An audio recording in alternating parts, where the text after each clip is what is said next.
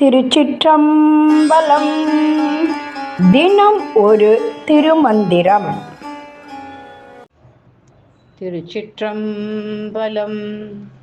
வைத்துணர்ந்தார் மனம் தொடும் வாய் பேசி ஒத்துணர்ந்தான் ஒரு ஒன்றோடொன்று ஒவ்வாது அச்சுழன்று ஆணி கலங்கினும் ஆதியை நச்சுணர்ந்தார்க்கே நனுகலுமாமே. திருச்சிற்றம்பலம். வைத்துணர்ந்தான் மனம் தொடும் வாய் பேசி என்று தொடங்கும் பாடலை இப்பொழுது பார்க்க போகிறோம். சிவபெருமானை நாம் மனத்தில் வைத்து உணர வேண்டும். வாயினால் அவன் புகழ் பேச வேண்டும். அவனுடன் ஒன்ற வேண்டும். அந்த பெருமான் பல வேறுபட்ட உருவங்களில் இருக்கிறான். நம் உயிர் என்னும் அச்சாணி உலக வாழ்க்கையில் சிக்கி எவ்வளவு கலங்கினாலும் அந்த ஆதிப்பிரானை விரும்பி உணர வேண்டும். அவன் நம்மிடம் நெருக்கமாக இருப்பான்.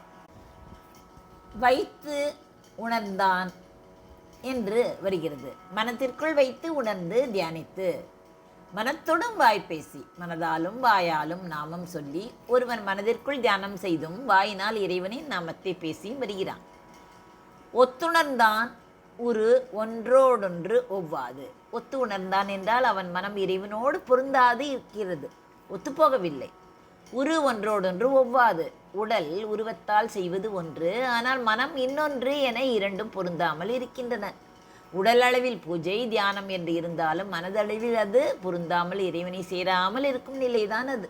அச்சு உழன்று ஆணி கலங்கினும் ஆதியை. அச்சு உழன்று என்றால் என்ன? அச்சில் மாட்டிக்கொண்டு உழல்வது போல வாழ்க்கையின் துன்பங்களில் உழன்று ஆணி கலங்கினும் நம் வாழ்வில் அச்சாணி, அதாவது உயிர் தான் அச்சாணி, கலங்கி போனாலும் ஒரு வண்டி சக்கரம் தனது அச்சு தளர்ந்து ஆணி கலங்கி போனாலும் எப்படி நிலை தடுமாறி போகுமோ அதுபோல நம் வாழ்வின் அச்சாணியான மனமும் கலங்கி நிலை தடுமாறி போனாலும் நச்சு உணர்ந்தார்க்கே நடுகலுமாமே. நச்சு உணர்ந்தார்க்கே என்றால் இறைவனை அடைய வேண்டும் என்று தீராத விருப்பத்துடன் உணர்ந்தவர்களுக்கு மட்டுமே நடுகலுமாமே. அவனை அடைய முடியும், அணுக முடியும்.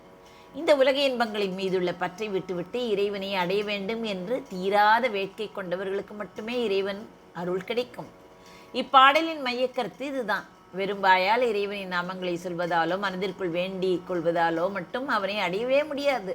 நமது உடல் மனம் ஆன்மா என அனைத்தும் இறைவனை அடைய வேண்டும் என்ற தீராத வேட்கையுடன் இருக்க வேண்டும். அவ்வாறு இருந்தால் வாழ்க்கையின் துன்பங்களால் மனம் கலங்கி போனாலும் இறைவனை அடைய முடியும். மாறாக வெறும் சடங்குகளால் அவனை அடையவே முடியாது. ஒரு ஊரில் சங்கரன் என்றொரு பக்தன் இருந்தான். அவன் நாள்தோறும் இறைவனை பக்தி பரவசத்துடன் பூஜித்து கொண்டிருப்பான். அதிகாலையில் எழுந்து குளித்து புதிய ஆடைகளை அணிந்து கோயிலுக்கு சென்று மணிக்கணக்கில் தியானம் செய்வான். அவன் வாயிலிருந்து எப்போதும் இறைவனின் நாமங்கள் ஒலித்து கொண்டேதான் இருக்கும். ஆனால் அவனது மனதிற்குள் எப்போதும் அடுத்தவனை பற்றிய பொறாமையும் தனது நிலையை உயர்த்தி கொள்ள வேண்டும் என்ற பேராசையும் நிறைந்திருக்கும். அவனது வழிபாடு வெறும் வெளி வேஷமாகவே இருந்தது. அதே ஊரில் சுந்தரம் என்று ஒரு விவசாயி இருந்தான். அவனுக்கு பக்தி சடங்குகள் பற்றி அதிகம் தெரியாது. ஆனால் அவன் உள்ளன்போடு இறைவனை நினைப்பான்.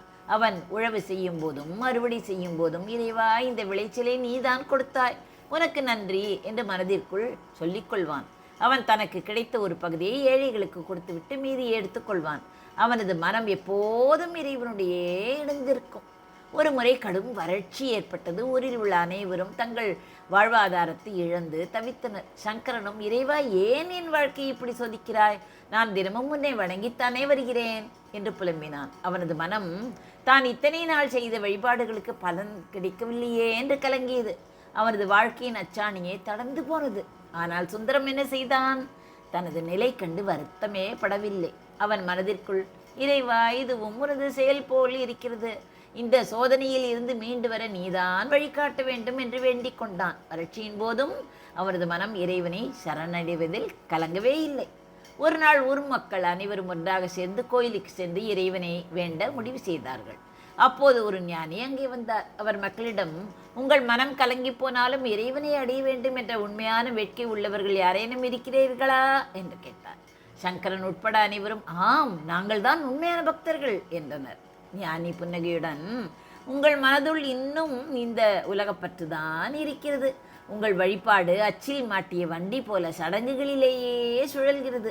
அதன் அச்சாணியான உங்கள் மனம் இறைவனை அடைய வேண்டும் என்ற உண்மையான விருப்பம் இல்லாமல் கலங்கி இருக்கிறது. அதனால் இறைவன் உங்களுக்கு அருகிலேயே இருந்தாலும் உங்களால் அவனை அடைய முடியாது என்று கூறினார். பிறகு சுந்தரனை பார்த்து கேட்டார், நீ ஏன் எதுவும் சொல்லாமல் அமைதியாக இருக்கிறாயப்பா என்று கேட்டார். அப்பொழுது சுந்தரன் பணிவுடன், ஐயா, எனக்கு இறைவனை துதிக்கும் மந்திரங்கள் அதிகம் தெரியாது. ஆனால் என் மனம் எப்போதும் அவனோடு தான் இருக்கிறது. என் துன்பங்களோ இன்பங்களோ எதுவாக இருந்தாலும் அது இறைவனால் தான் நடக்கிறது என்று நம்புகிறேன். என் மனதின் அச்சாணி அவனிடம் முழுமையாக சரணடைந்துள்ளது. அவனது அருளை நான் எந்த சடங்குகளுக்காகவும் எதிர்பார்க்கவில்லை என்றான். ஞானி அனைவரிடமும் இவன்தான் இறைவன் அருளை பெற தகுதியானவன். ஏனெனில் இவனது உடல், மனம், ஆன்மா என அனைத்தும் ஒரே திசையில் இறைவனை அடைய வேண்டும் என்ற ஒரே விருப்பத்தில் உள்ளன. வெறும் வெளி வேஷத்துக்காக இல்லாமல் இறைவன் மீதுள்ள தீராத அன்பாலும் விருப்பத்தாலும் அவனை உணர்ந்தவர்களுக்கு மட்டுமே அவனை அடைய முடியும் என்றார். இந்த கதையின் மூலம் இறைவன் மீதுள்ள வேட்கையான, அதாவது உண்மையான வேட்கை, தீராத அன்பு ஆகியவை தான் அவனை அடைய வழி என்பதை புரிந்து கொள்ளலாம். வெறும் சடங்குகளும் வெளிப்புற வழிபாடுகளும் மட்டும் போதுமானது அல்ல.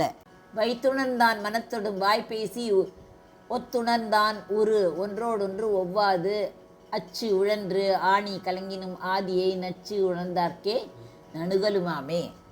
நன்றி, வணக்கம். உமா பாலசுப்ரமணியன்.